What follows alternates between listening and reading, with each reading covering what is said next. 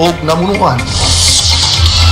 Sayri ang lungsod. Inyong madungog din lamang sa inyong bisaligang RPN BHKD Radio Ronda Dipolog 1053 sa dial sa inyong mga radio. Sayri ang lungsod. Makita usab sa inyong official Facebook page sa RPN DXKD Dipolog, YouTube ug Twitter. Please subscribe, like, share, and follow. Sayri ang lungsod. Sayri ang lungsod. At ang paminawa ug sundak kanunay matag adlawng Domingo alas 9 ngadto sa alas 11 ang takna sa kabuntagon ang inyo ug atong tulmanon. Sayri ang lungsod. Sayri ang lungsod. Mas pinalawak, mas pinalakas. RPN sa iba't ibang mga lalawigan.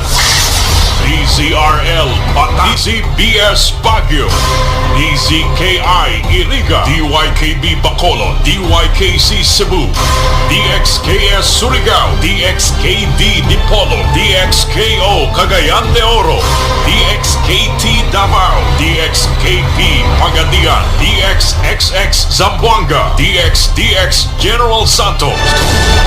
RPN Radio Philippines Network, DXKD Dipolo Radio Ronda, member kapisanan ng mga broadcaster ng Pilipinas.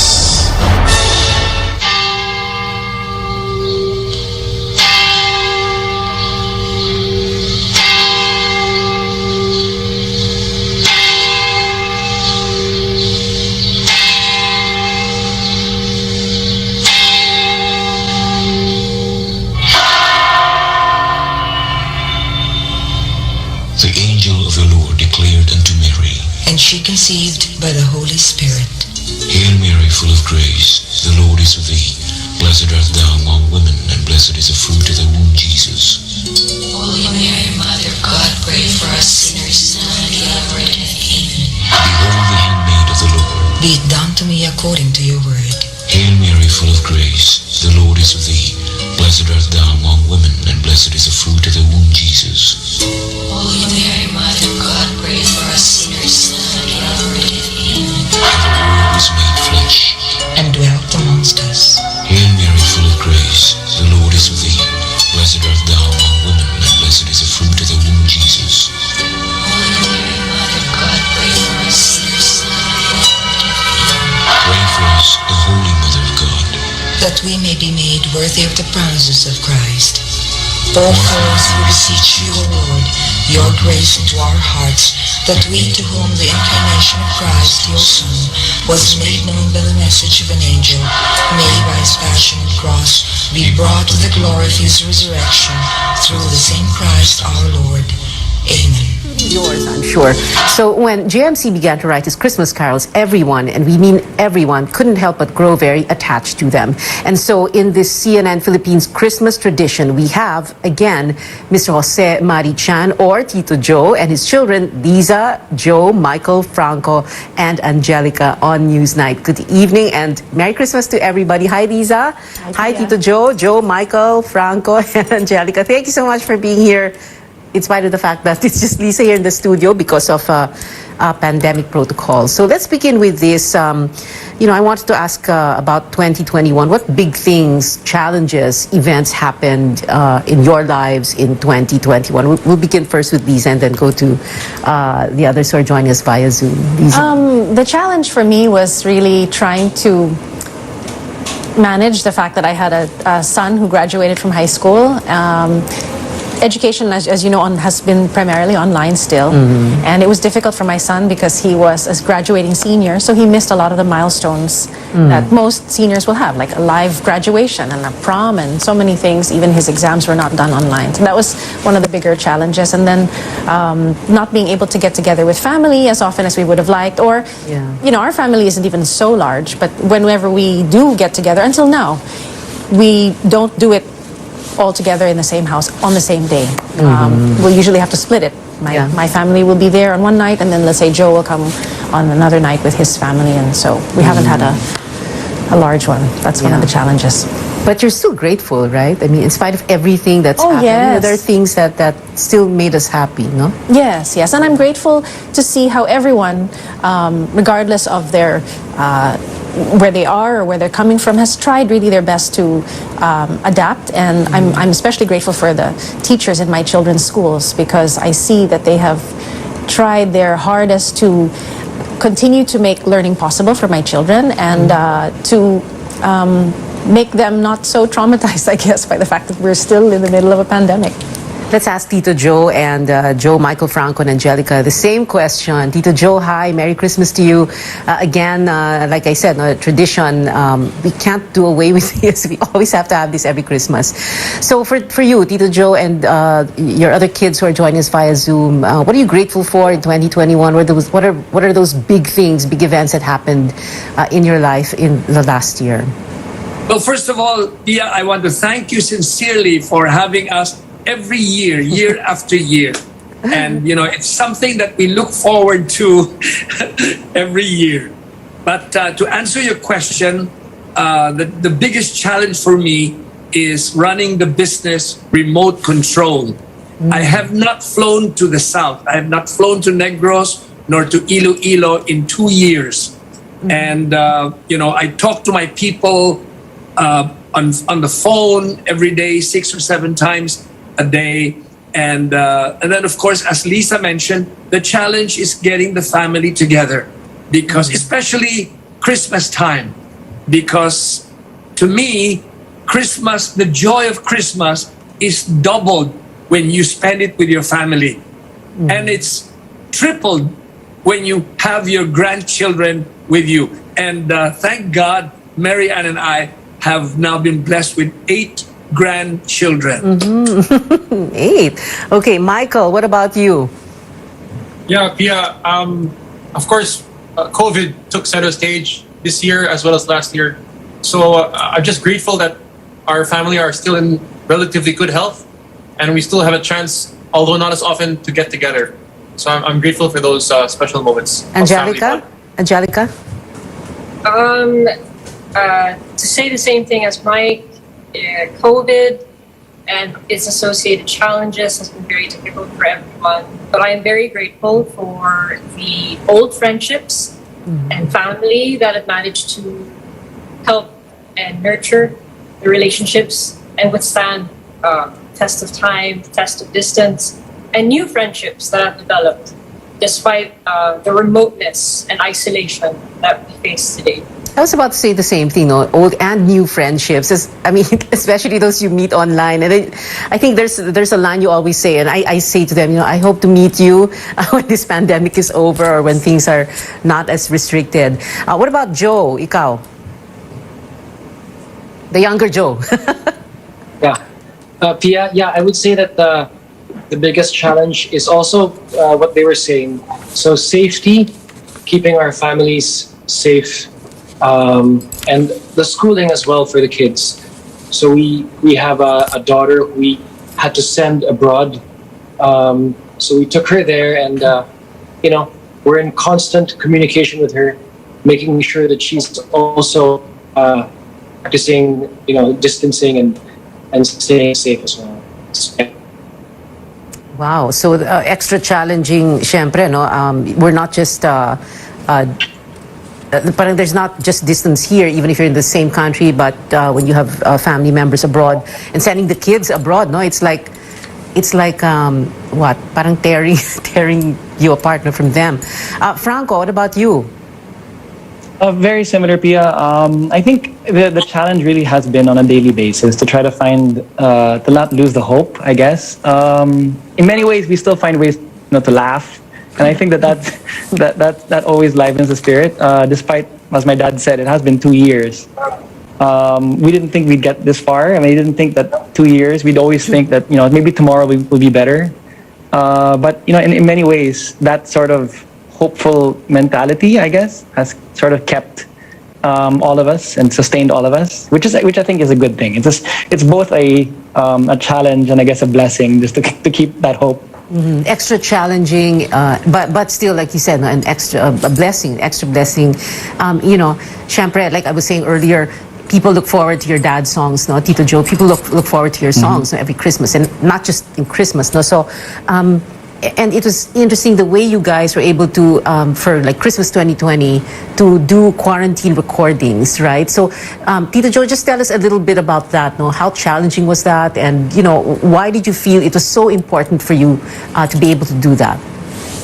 Well, as Lisa mentioned, we had to partition our gatherings. For example, one of our traditional the traditional things that we do every Christmas is putting up our Christmas tree. When we all gather, all children and grandchildren, we decorate the Christmas tree with ornaments and decors that belong to each one of them throughout the years. I mean, we've had this same Christmas tree now for many, many years. And so putting up the Christmas tree is like looking at our family tree. But the past 2 Christmases, we have had to divide, like, okay, the first night, Lisa and her family, then the second night, Joe and his family, you know, something like that. So, but it's still meaningful to us. And so it's important to keep that tradition going despite the global challenges. A Christmas tree and a family tree. We'll be back after this very quick break with Jose Marichan and his children. Be right back.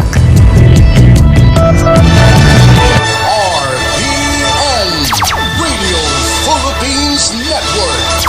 DXKD Dipolo Radio Ronda.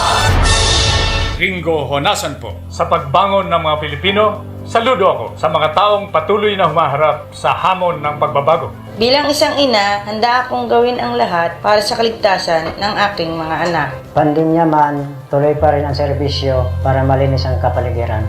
Serbisyong publiko para sa kaligtasan ng lahat. Sa panahon ng krisis, ikaw, ako, magtulungan tayo. Ringo Honasan po.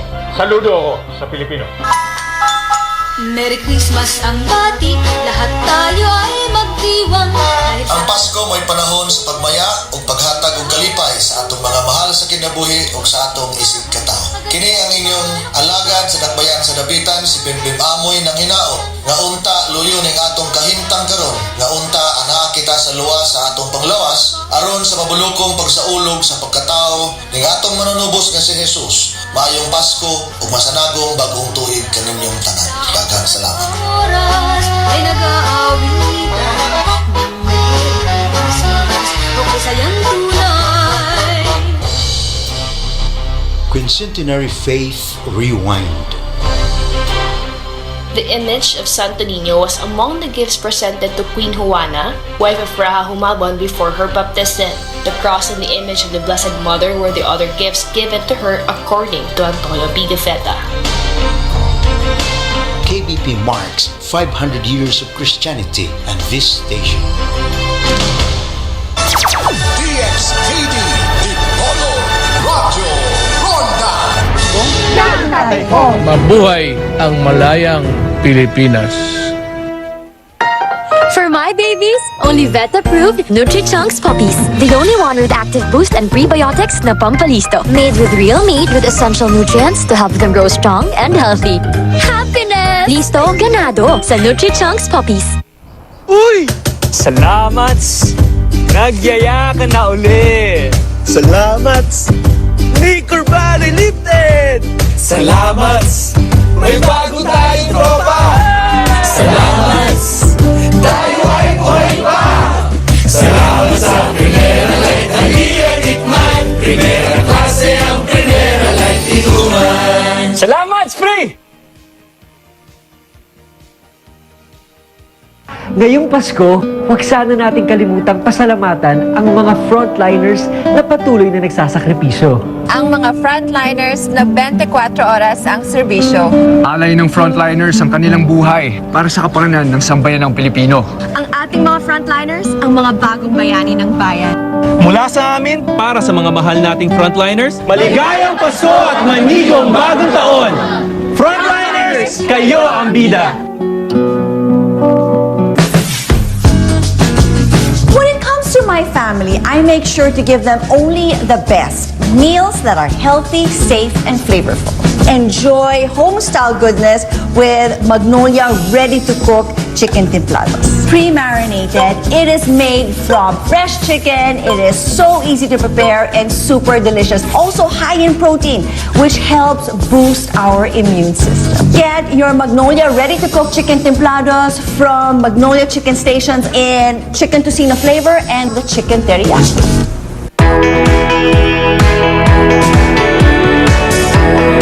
We are at the launch of the SM Startup Market here in SM Mega Mall. This Startup Market is actually to give a platform for people who are just starting to do business. We place them in our malls to give them opportunity actually.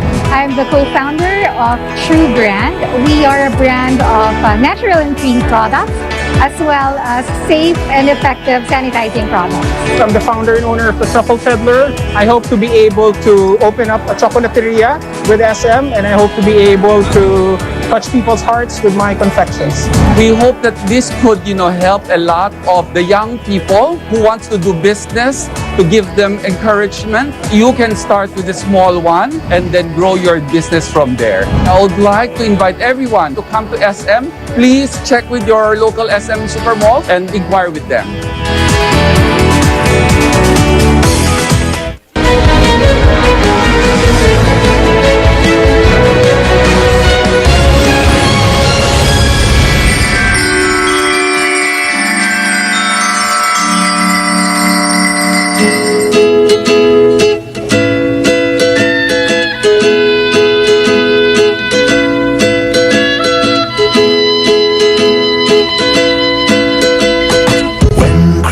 Time comes around, I become a child again. Something about it just makes me feel young, like a child again. The time of year when there's magic in the air.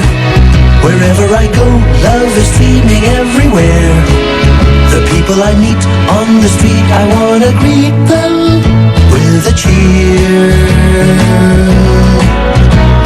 The first sign of Christmas begins on the first December morn.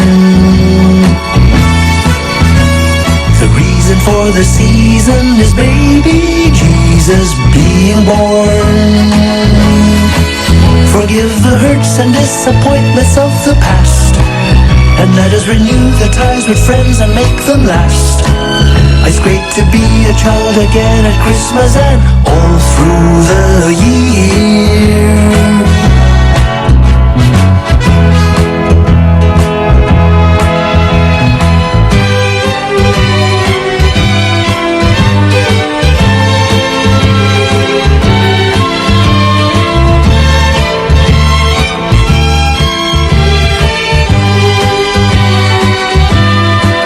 The time of year when there's magic in the air.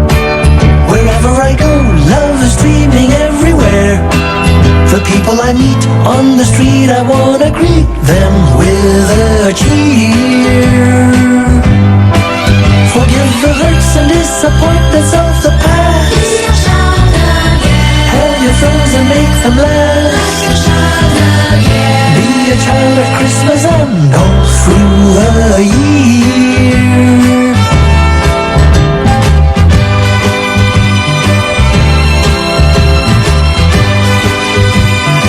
Welcome back to this CNN Philippines Christmas tradition. Jose Marichan, or Tito Joe, to me and to many, and his children, Liza, Joe, Michael Franco, and Angelica, are joining us here in this Christmas special. So this question will go first to the Chan siblings, and I want to begin with those who are joining us via Zoom. So that would be Joe, Michael Franco, and Angelica.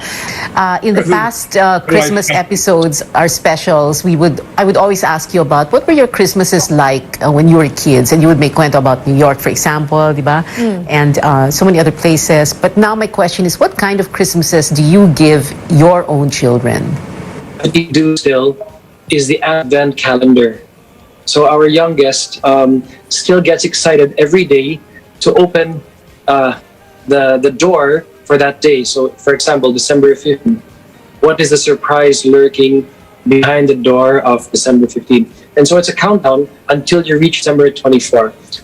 So that's the tradition that continued with our kids as well. Michael, I'm sorry, Franco muna. Franco, what about you? Well, naturally, I think you do what you know, right? So I think I've unconsciously been replicating the childhood I've had with my dad and my mom. For the childhood that I'm sort of giving to my daughter, and as my little growing family.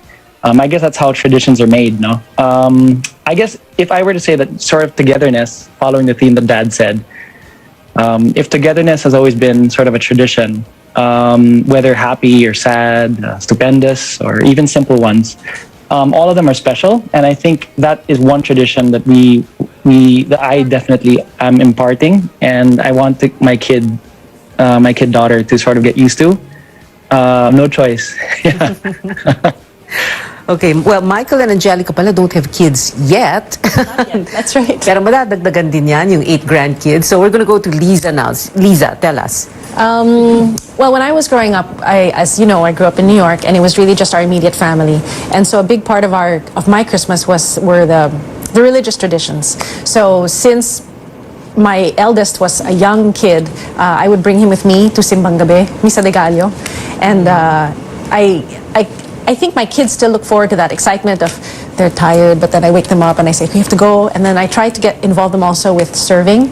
It's better this Christmas because we're actually able to go to physical mass. Because I think really, I want to stress with my children that that's the most important reason for the season, right? I mean, it's not about the commercial Christmas, so we still do that. That's true. Tito Joe, this Christmas, well, kanina you said na nga, no, you'd always have to like divide up the family, no? So Lisa's family first and Joe's for another on other different nights. But this Christmas, what is it going to be like? Will you get together with the kids and the grandkids? Of course, given the pandemic, and then we have this new variant coming in. What are your plans? Well, I always stress upon my children that, especially because of this pandemic, the realization that the spirit of Christmas is giving and sharing. And so what better way, what better time to live that spirit of Christmas than now, because a lot of our people are suffering, a lot of people are unemployed, underemployed, and so in fact, in one of my songs that we all sang together, there's a portion there that Franco sang, and I will let him now recite the words to that stanza of "I remember my Christmas when we went around." Frank, why don't you? Yeah, it goes like that. It goes. I remember my Christmas when we went around. Wait, why are you reciting it? Sing it na. Come on, let's hear that chant. I remember my Christmas when we went around. My daddy drove us down to some orphans in town. We gave lots of goodies away. Lots of happy faces made our day. We learned that giving and sharing is the real Christmas way. Wow, giving and sharing, the real Christmas way. We'll have more on this CNN Philippines Christmas tradition with Joe Marie Chan and his children on Newsnight. Stay with us.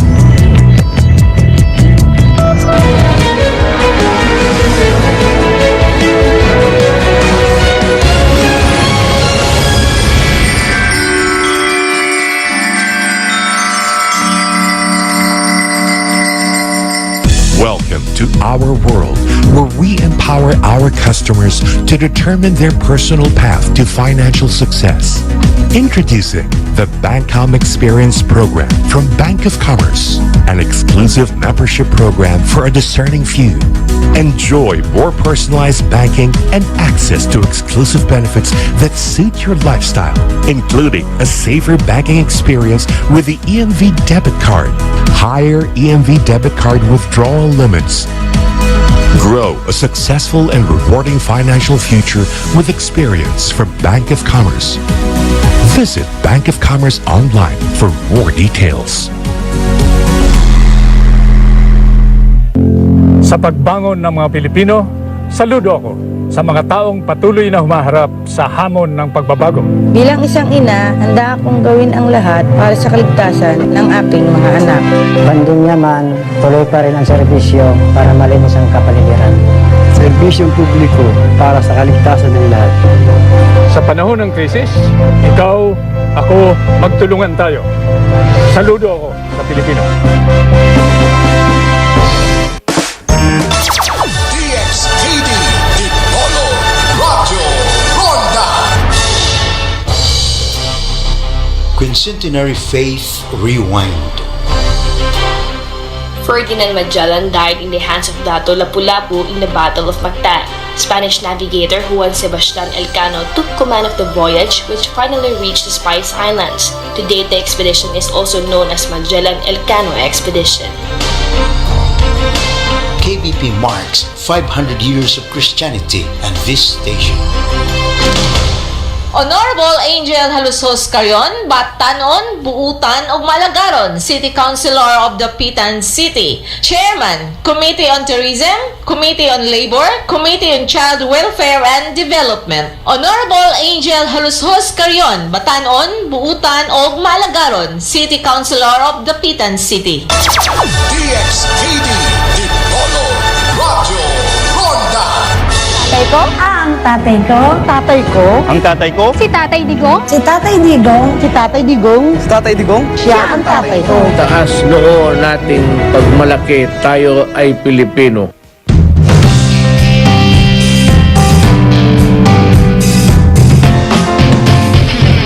Ahon, bawat sulong. Ahon, bawat sulong. Pangarap ng bawat Pilipino. Hangarin ng Northern Cement. Ahon, bawat sulong. Pinalaki ng Northern Cement ang kapasidad ng kanilang planta para steady ang supply ng sementong tigasin. Northern Cement Max Plus, Supreme at Max Pro.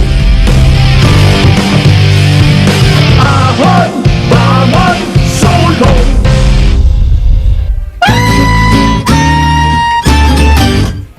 One of my favorite times of the year is Christmas. Dahil ito ang oras na nagsasama-sama ang pamilya.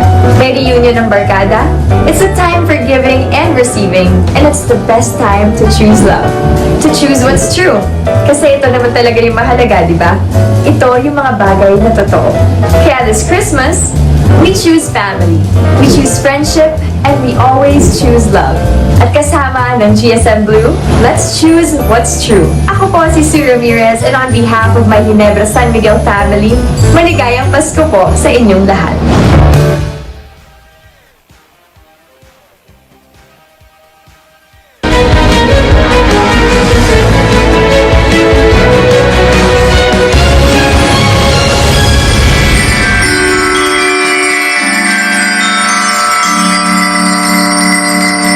Well, the pandemic has forced us to value what is really important. So the question here is, what gifts are you giving this Christmas? I know earlier you said, Tito Jo, what's really important about Christmas. But can you share with us what gifts are you giving each other, if that's if that's okay? Tito Jo, you first. Okay, so, kids, what are you gonna give mommy and daddy this Christmas? Baliktad. Oo nga naman. Oo nga naman. Sige. No, dapat Michael and Angelica should answer that question first. Sige nga, Michael. What are you gonna surprise them with? Clue na lang, clue. Well, I was just talking to Mike about it. And perhaps just the gift of time and presence. Oh, that's nice. Given how many people are suffering everywhere, all over the world, especially many of our countrymen, at least in my case, I will be giving donations to charity or gifts in kind. And again, time spent, especially with those that I haven't seen in very, very long. I think that this pandemic has taught us the importance of being present and there for each other in this time of crisis. So nicely said. Michael. Yeah, Pia. There are certain charities and foundations which are very close to the hearts of my dad and my mom. So even more now than ever, during this pandemic, it's important to support these charities and foundations, which will really have a very positive impact on those who are going through a lot of difficulties now. So I think that'll be more meaningful to our parents this time. I love how your dad redirects the questioning. Tamang-tama eh. So, Franco, can you answer that question? Yeah, very similar also. I mean, not charities definitely. Maybe a lot of them focus on the children because Christmas really is for the children as well. But I think another factor is that a lot of our religious institutions, many of especially our parishes and in churches haven't had masses in a long time, and for many times a lot of the donations there and the alms.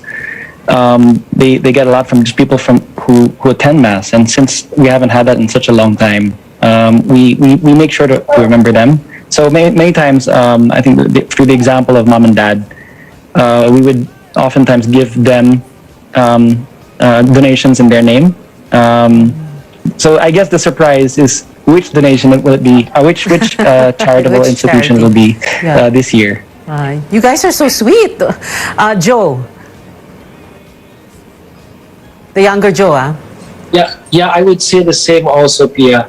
A practice among our titas and titos has been recently that in lieu of Christmas gifts, if we could donate to a charity of their choice, of their choosing. And so that has been actually a lot of the gifts that we've been giving this December to the less fortunate.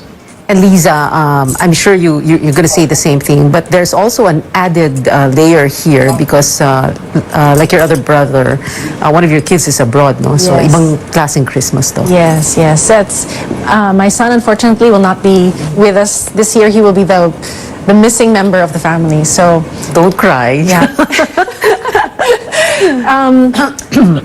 Thank God, though, for technology. Yeah. I mean, I remember when I studied abroad after college, I would be counting my quarters or my, to feed into the pay telephone, right? Yeah. But now we're spoiled.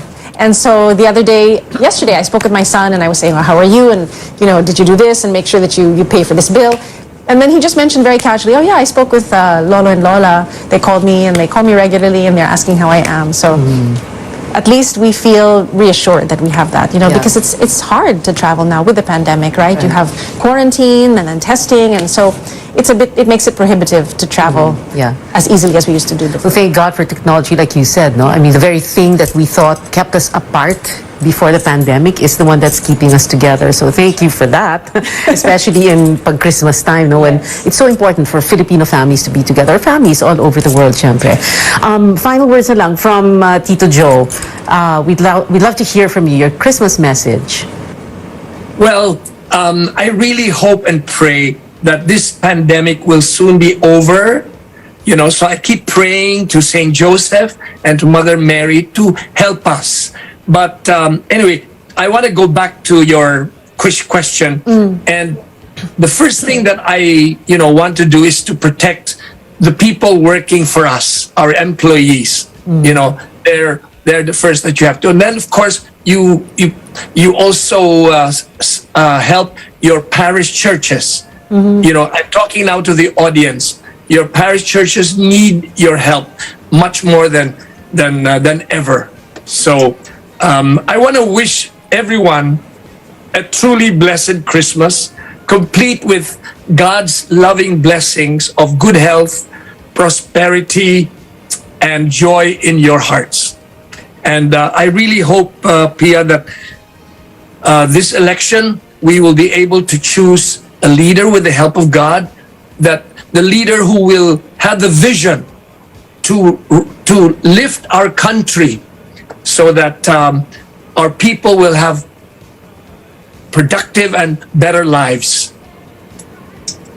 Thank you so much, Mr. Jose Marichan or Tito Joe. Thank you very much, and a Merry Christmas to you and to your children, of course, Liza, who's here in the studio, Joe, Michael, Franco, and Angelica. This has been a CNN Philippines Christmas tradition with Jose Marichan and his children here on Newsnight.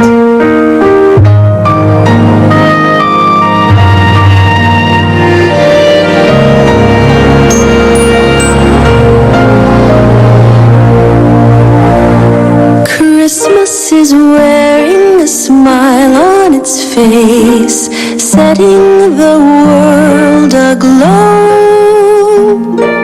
Christmas is blessing some old lonely place with all the gifts to show.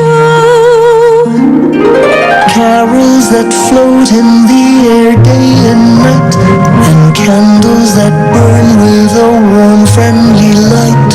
But more, even more than all the above, I know this is true.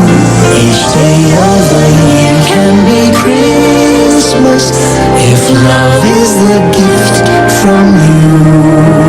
When the season comes to an end and the new year's just round the bend, though they'll take down the tree as always, and the bright trimming off the hallways, Christmas will linger for always. Let love be the gift from you.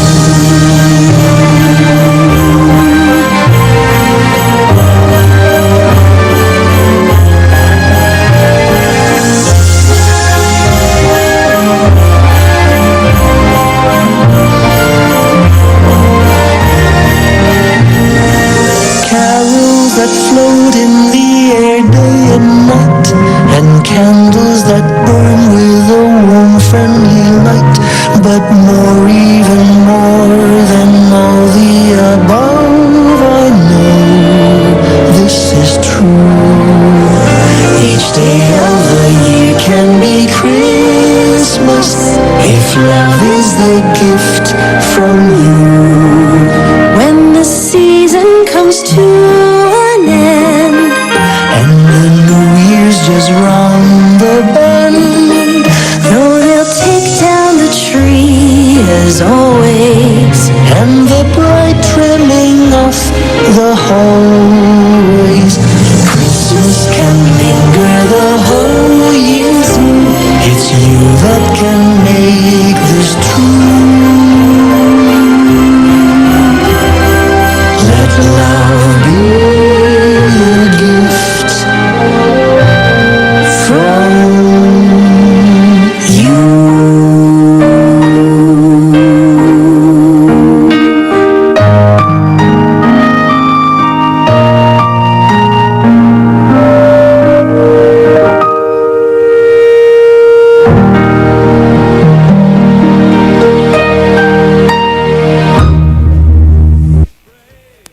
This program is brought to you by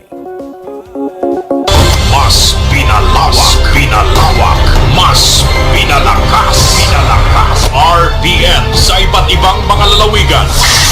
DZRL Bataan, DZBS Baguio, DZKI Iriga, DYKB Bacolod, DYKC Cebu, DXKS Surigao, DXKD Dipolo, DXKO Cagayan de Oro, DXKT Davao, DXKP Pagadian, DXXX Zamboanga, DXDX General Santos.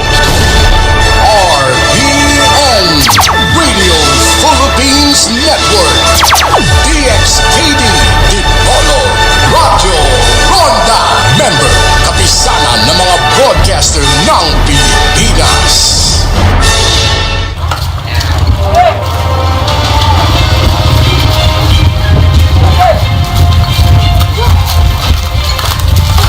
Surged to almost 400. Super Typhoon Odette left a trail of destruction in areas that were teeming with tourists just weeks before. Survivors are desperate for food, water, electricity, supplies, but all these, nothing new. In a country that's among the most vulnerable in the world to climate change, citizens can't help but expect more disaster preparedness and response from the government.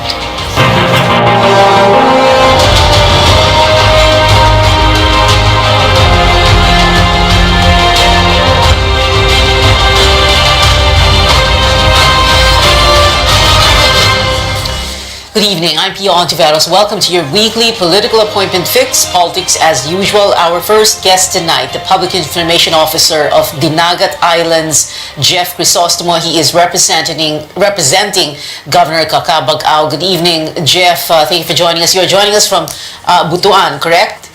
Yes, ma'am. Good evening, Pia. Yeah, but you're on your way back to Dinagat, right? Yes, tomorrow. We're accompanying some foreign dignitaries who wish to help Dinagat Islands and provide relief. Okay. What are the latest numbers, Jeff? Let's begin with that, no? Yung casualty count. Yes. Right now, I just received recently the report. We have 21 casualties from the 7 municipalities of the province. We have 13 major injuries and 201 minor injuries. And then we have only 1 missing person. All right. And in terms of devastation, mga sirang mga bahay, buildings, etc., how bad is it in Dinagat Islands? Yes. If we're going to count partially to totally damaged houses, it's 100%.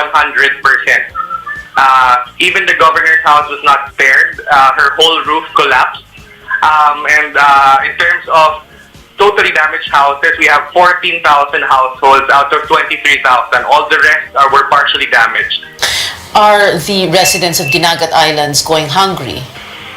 Yes, ma'am. We're running out of food and potable water. That is food and water are the things we're asking for from donors right now. Those are our immediate needs from relief organizations, humanitarian organizations, and even from our national government, of course. Okay. Well, when you say food and water, food, for example, because people will send sacks of rice, but if you don't have water and if you don't have the means to cook the rice, how would you eat it? So, paano yun?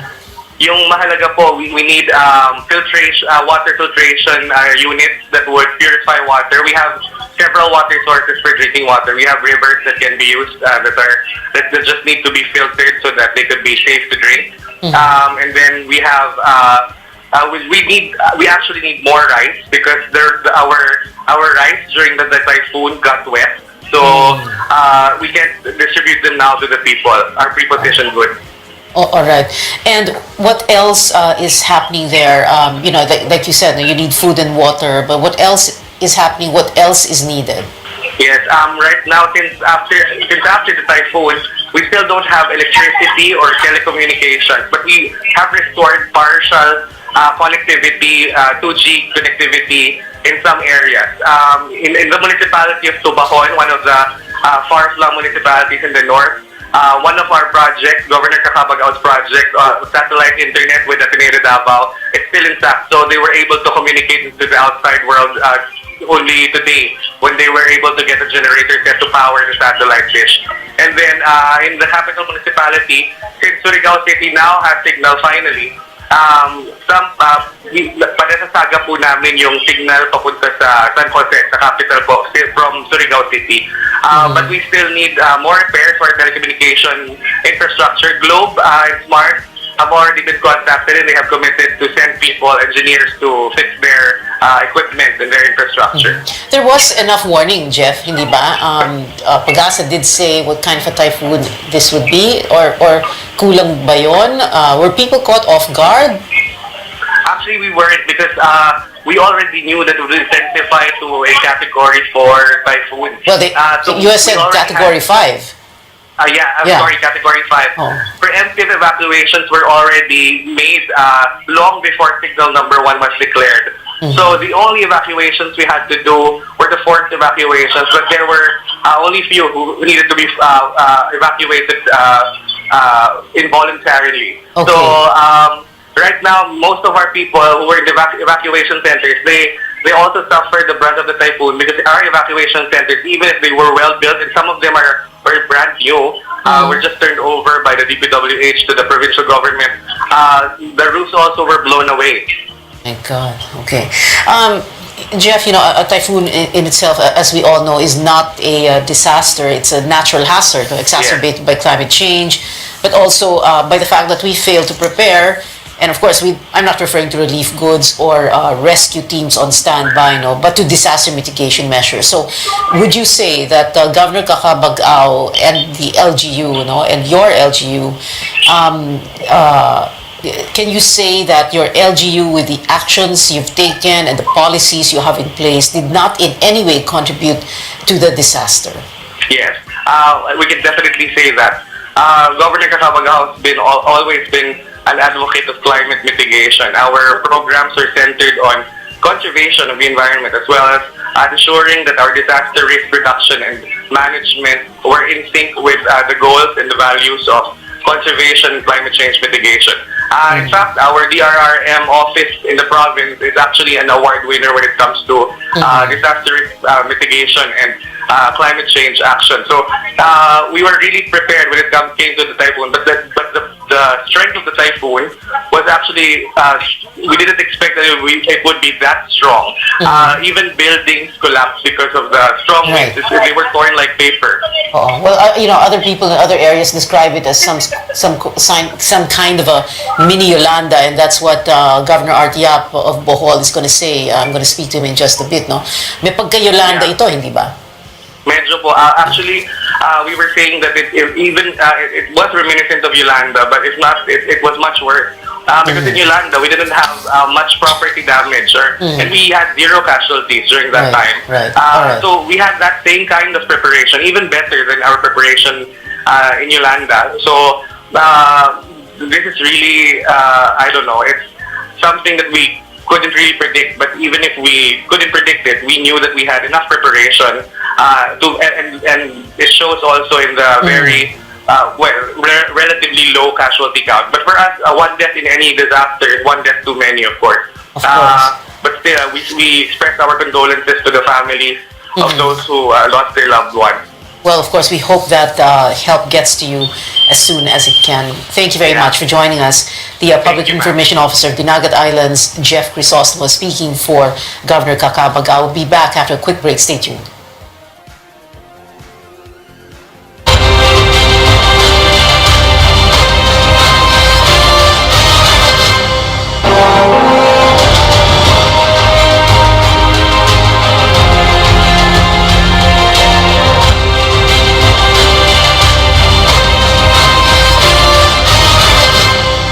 Welcome back. This is Politics as Usual. From Dinagat Islands, we now go to Bohol, also heavily hit by Typhoon Odette. We speak to Governor Arthur Yap. Governor Art Yap, thank you very much for being with us. Describe to us first the situation. You said, you will say that this was like a mini Yolanda, your own house destroyed, or, umabot sa second story yung tubig. That's true. That's true, Thea. Thank you very much for having me and Bohol in your program. Yes, I will say that it is the mini Yolanda in scale, but the Yolanda that we never really went through, because nung panahon ng Yolanda, ang dinaanan ng Region 8, we were actually spared from that. The impact on Bohol during the Yolanda period was the extensive blackouts, because we are interconnected to Region 8. But in this case, what has been visited upon us is not only the blackout, because the power was cut. We're connected to Region 8, naputulan kami ng kuryente ngayon.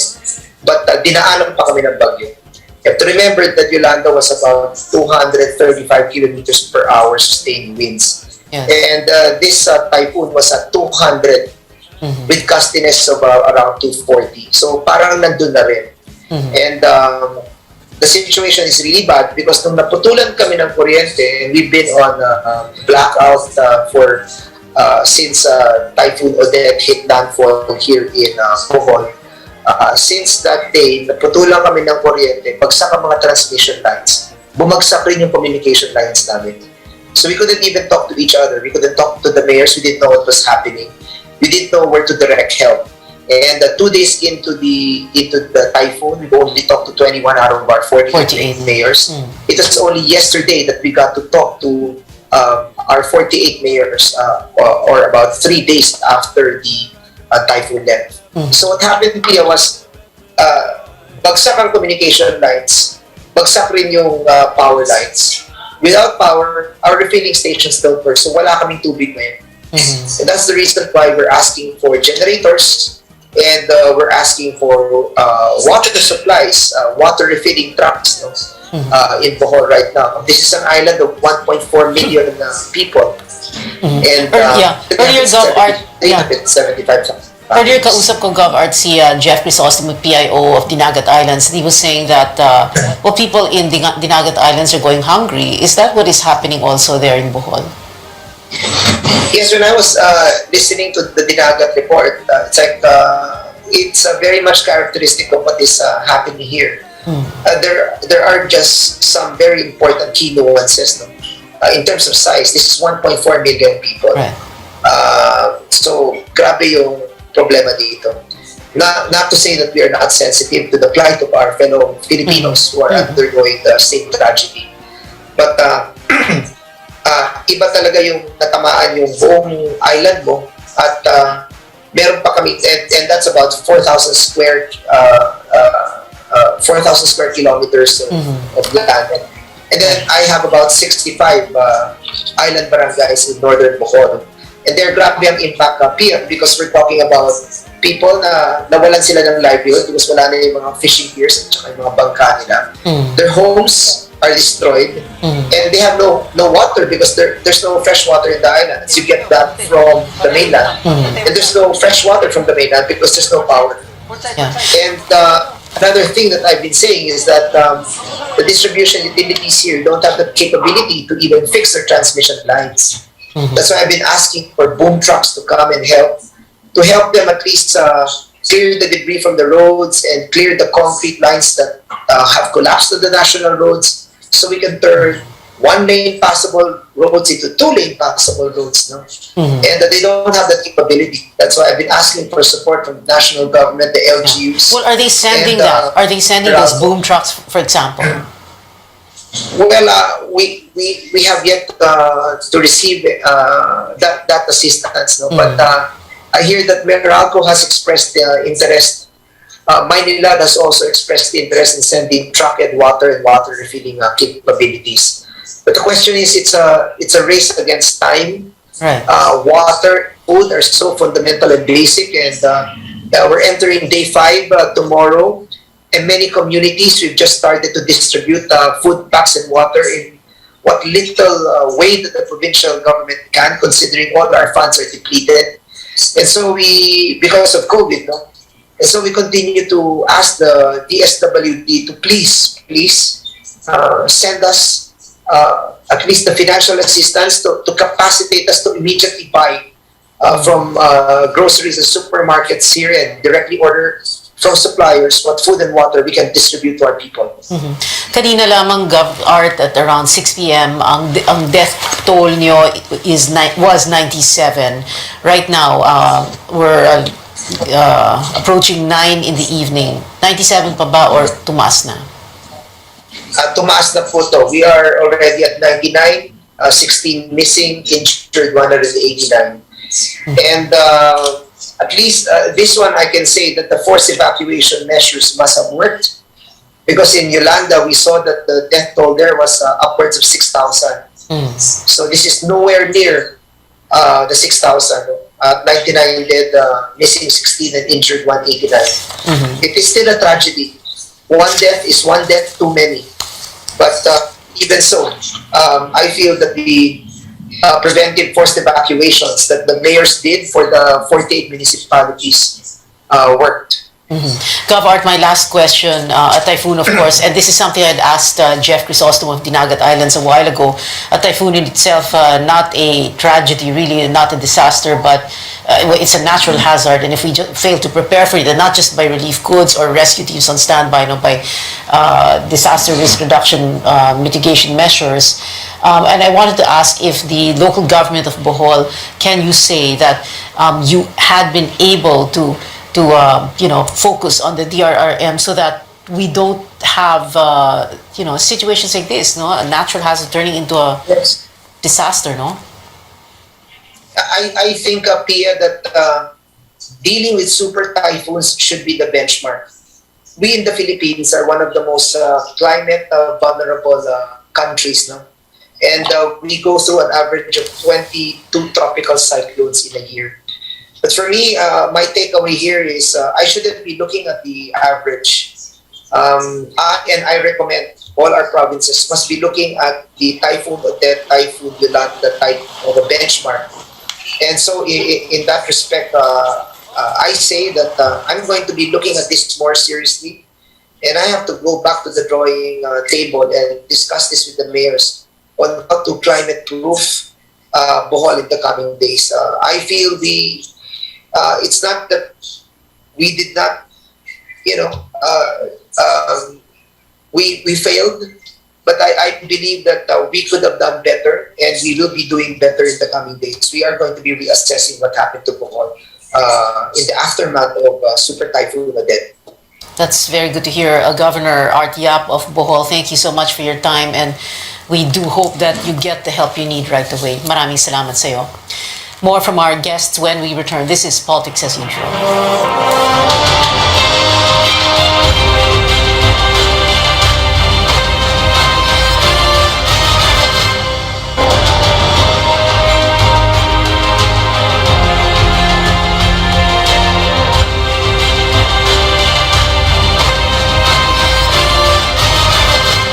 We're on our final stretch. Tonight, we also have Palawan Governor Jose Alvarez and PNP spokesperson Colonel Roderick Alba. But we speak first to Governor Alvarez by phone. Sir, thank you very much for joining us. Kanina lang po, kausap ko po si Governor Art Yap ng Bohol. And he was saying that it took days before they could contact all 48 towns of Bohol. Kayo po, Governor Alvarez, you have 25 municipalities. Na-contact nyo po ba lahat na? At alam nyo na po what is happening on the ground? 23 lang, ma'am. 23, sorry. 23 municipalities. We have 12 and a half island municipalities. Okay. Pero na-contact nyo na po lahat? And Puntahan ko po kahapon yung San Vicente, and then I overflow over the affected. 6 lang po yung badly damage namin ng mga municipalities. Oh, and these Nakita 6... ko po yung devastation from the air. Yung 6 na po yun, kasama na po yung Rojas kung saan state of calamity. Yung badly damage ang Rojas. Then south of Rojas going to Puerto Princesa. Doon marami pong landslide. Yung hagupit ng Typhoon Odette, you will never believe. I was in the Yolanda aftermath noong November 9. Immediately after November 8, November 9, I was already in Coron. But Yolanda was lesser. The devastation ng Odette sa amin is grabe. Kanina rin, sinabi rin yun ng PIO, ng Dinagat Island, sinabi rin yun ni Art Yap. Ang sabi nga ni Art Yap, parang mini Yolanda ito. Would you say that the same thing?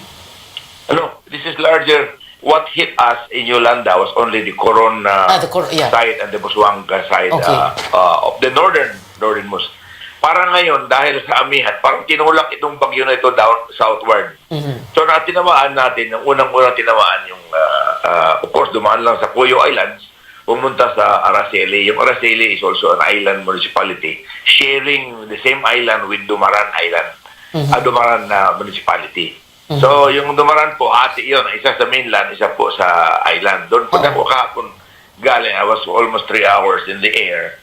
Nakita ko po yung devastation. But I could not go down because I had to come back to Manila, today just to submit the reports of our video clips and your, pati yung mga situation report namin ng before the typhoon and after the typhoon.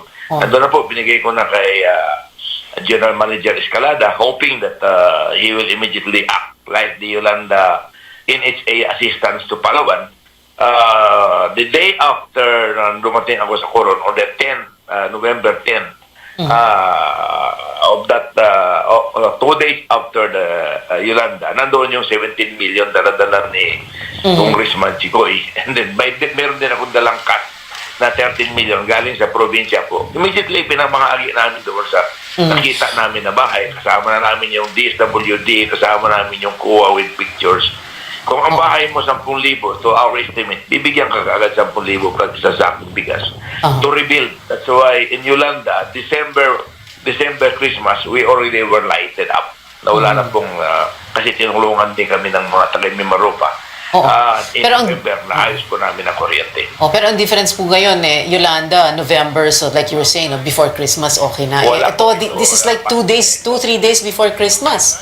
Kaya nga, masaglap na masaglap. Talaga. At saka, the power of Odette, Ma'am Pia, I will describe to you. I will send you our set-trip, our flash drive tomorrow if you want. Yung mga nyug, hindi lang natumba yung nyug dahil naputol. na-uproot talaga yung niyog. Napakaraming niyog na naputol. Governor, can you tell us also, yung casualty count po ninyo, how many so far? As of yesterday, nung bago ako bali, kaninang umaga, madaling araw, sa Rojas, mayroong 22 missing. Yung sa Puerto, hindi pa nila ma-ascertain. Wala po kami signal, walang kuryente sa Puerto Princesa, wala rin tubig. Luckily, yung may mga bumba, may mga generator, meron silang tubig. Okay. Governor, my final question na lang po to you. Sana briefly na lang po yung sagot, no? Because, syempre, ang local governments, you are responsible for how you implement disaster risk reduction mitigation measures, no? Would you say that you had been responsible for that you were able to do what you needed to do para ang ang bagyo kasi hindi naman po yan disaster ang disaster doon kapag we fail to prepare, no? Were you able to prepare? We forewarned 2,600 families to evacuate immediately. Pero bukod po sa bukod po sa pre-positioning relief goods, bukod po sa evacuation, yung pagpapatayo ng mga bahay, mga gusali, mga infrastructure, in other words, yung mga disaster risk reduction mitigation measures po ninyo, Governor, nasa maayos po na kalagayan? Ma'am, I could say na hindi po natin mapilit yung mga wala talagang pera. They are mostly fisher folks living in the shoreline. Yun ang na-warn namin. Ngunit yung mga bahay po nila, hindi talaga matitibay. And these places were not visited by typhoons before. Only doon sa northern part. First time po ito na in 25 years na tinamaan itong Puerto Princesa and northwards to Rojas. All right. Governor Jose Alvarez of Palawan. Sir, thank you very much for being with us tonight. Still, the Philippine National Police, the spokesman, Colonel Rod Alba. Colonel Alba, kanina po, as of 6 p.m., 375 ang death toll na meron po kayo. Is it still 375 or tumaas na po ba ito? Good evening, Ma'am Pia. Actually, there is already a policy statement ng ating butihing Secretary of the DILG na the giving of this data will now be centralized po, no, sa ating NDRMC. So what we're doing now is we're just submitting all this data, and this is subject for validation na po yung ng ating Office of the Civil Defense, the DILG, and the DSWD. What the PNP is focusing now po, Ma'am Pia, is doon po tayo sa pag-locate, no, ng mga missing persons and to support doon sa rescue and retrieval operations po. All right. So you are not going to release any more figures, 375 as of 6 p.m. But at the very least, Colonel Alba, can you tell us the PNP figures? Yung 375 din as of 6 p.m., 375 pa po ba ngayon na mag-alas 9 ng gabi or tumaas na po siya? We cannot give you the exact number. Don't give us the exact number. Just say, tell us kung tumaas na siya. Sa ngayon po ay what we can tell you is that itong mga numbers na ito ay fluid po. Pabago-bago, mayroong pagbaba, mayroong pagtaas. Dahil po yung ating ibang communication lines with our unit ay hindi pa talaga stable, ma'am, sa moment. Alright. Pero lampas na po ba na 400? Or are we close to 500? No, below that. Below 400? Yeah. All right.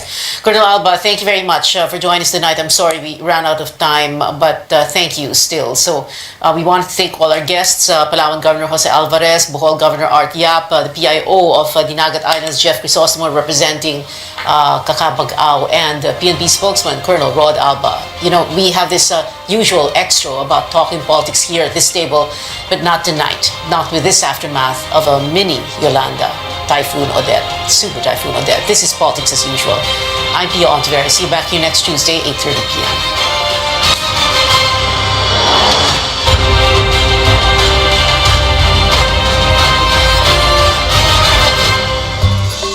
Loren Legarda po. 18 years akong senador at nagsulong ng mga batas na nakakatulong sa mga nangangailangan. Free college education law. Para sa aming edukasyon. MSME law. Batas para sa aming kabuhayan. Climate Change Act. Mga batas para sa kalikasan at climate change. Mga batas na ginawa ko na napapakinabangan ngayon. Sana makatulong pa ako sa mas marami. Loren Legarda. This is a paid advertisement. Quincentenary Faith Rewind. The image of Santo Niño may have come from Michelin, Flanders, now part of Belgium. There are surviving images that resemble the one in Cebu from 16th century Flanders. King Charles I of Spain grew in Flanders and must have obtained and given images of the Santo Niño for the expedition. KBP marks 500 years of Christianity and this station. Dapitan City Councilor Jezebel Bing Balisado, konsehal sa Dakbayan sa Dapitan nga dali duulon og maabibihon sa iyang mga katawhan. Konsehal Bing Balisado maluluyon og matinabangon sa tanang higayon. Konsehal Bing Balisado sa Dakbayan sa Dapitan.